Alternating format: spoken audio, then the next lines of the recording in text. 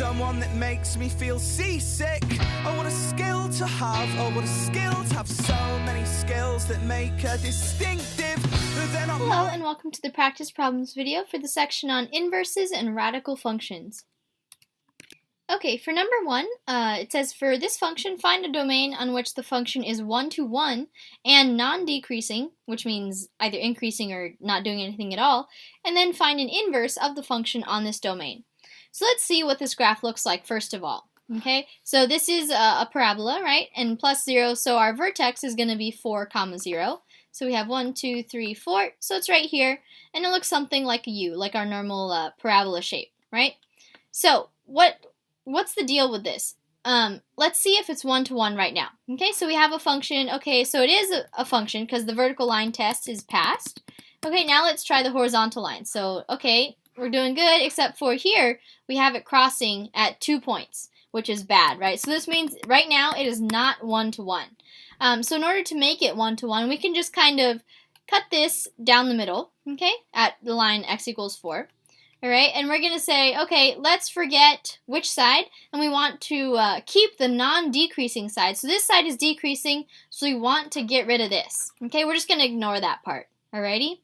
So what we're going to do, in effect, is say, okay, so x has to be greater than or equal to 4, because we only want that one side. We only want this portion, this half of our graph, okay? So our domain, what we want is x greater than or equal to 4, okay? So this is the domain on which f of x is 1 to 1, because if you were to do the vertical line test, it would pass. If you were to do the horizontal line test, it would also pass, right? So this is the domain on which f of x, our original function, is 1 to 1, 1 to 1, and non-decreasing, okay?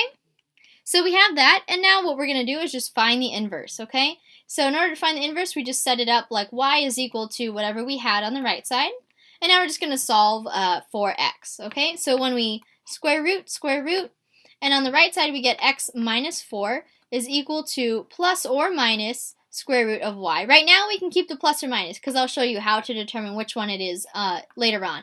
So when we add 4, those ones go away, and we ultimately just get x is equal to 4 plus or minus square root of y. So you can tell which one we need, which sign it is, because from our domain on the original function, we need x to be greater than or equal to 4.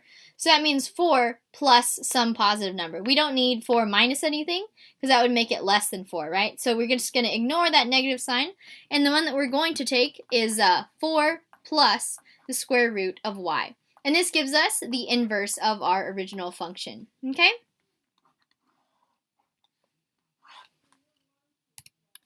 Okay, here's number 2. We're going to find the inverse of this function here. Okay, so let's write it out. So we have y is equal to 9 plus the square root of 4x minus 4.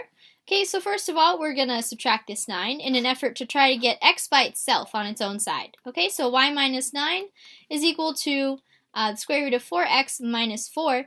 To kind of counter a square root sign, well, all you have to do is square it. So we're going to square both sides. Okay, so we get y minus 9 quantity squared is equal to 4x minus 4. And then what we can do is just, we can either divide on both sides by 4, or we could just add 4 on both sides. Let's do that first, okay? So if we add 4 on both sides, I'm going to go up here. So we get 4x is equal to y minus 9 squared plus a 4. Okay, and then we divide by 4 on both sides, divide by 4. So we ultimately just get that x is equal to 1 over 4 times y minus 9 quantity squared plus a positive 1. Okay, and that's it. That is the inverse of our original function. Bridges.